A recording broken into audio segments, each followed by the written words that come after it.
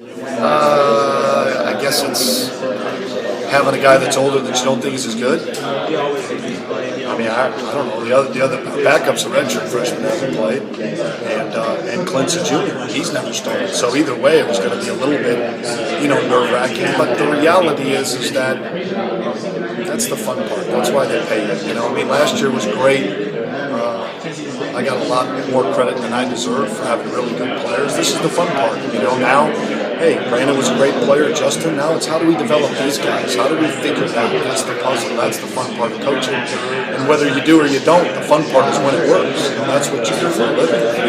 That's what they pay us to do. They don't pay me to just do it when we have good players. So, yeah, is it different? Are there days that are more frustrating than others? Of course there is. I mean, there's no question. It's like dealing with an 8-year-old as opposed to a 15-year-old.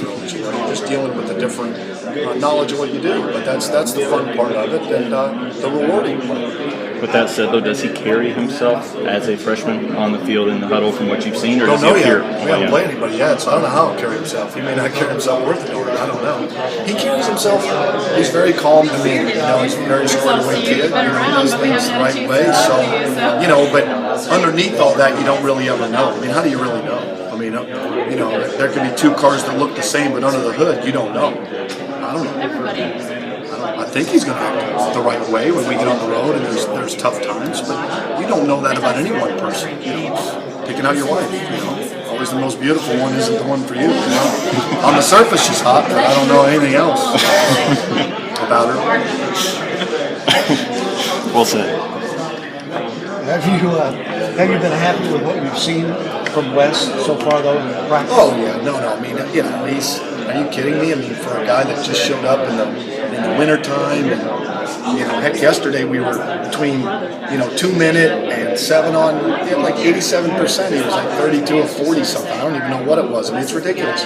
He has real skill set. I mean, I don't know how else to say it. Now, whether or not they'll translate over to on the field, or if we're good enough around him, or I'm good enough to coach him, I don't know. But he's got a real skill set. I mean, I've been around a lot of good ones. He's a very, very good player. Now, where that goes from here, I don't know. And again, that's part of it. We could be talking 2 weeks from now, and we're trying to figure out, how much more we play him because he's stinking up the joint. I don't know. That's the fun of it. Hey, we'll figure that out. That's what you're supposed to do. I mean, we'll figure out what it is, and it will click our heels, and before you know it, we'll be at the end of the year going, well, that's the way it was. So I don't know. I mean, he's a freshman starting for us, so that ought to tell you. He's further along than we could ever imagine.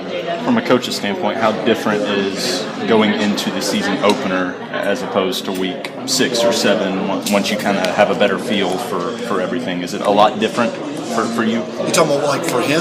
Well, no, just from a coach's standpoint, maybe the way you plan on calling the game, or just not knowing necessarily, like you were saying, how certain players will react. No, that's a good point. I mean, obviously you go into a game and you're sitting, okay, there's so many unknowns, right? I mean, how's he going to react? What's he going to do? How's he going to handle things? And, obviously you have to read the moment. We don't really want to change who we are and what we want to be, but the reality is there can be moments where you pull back. There can be moments where you're like, all right, here's what's happening. Okay, let's pull back a little bit, or let's let it go.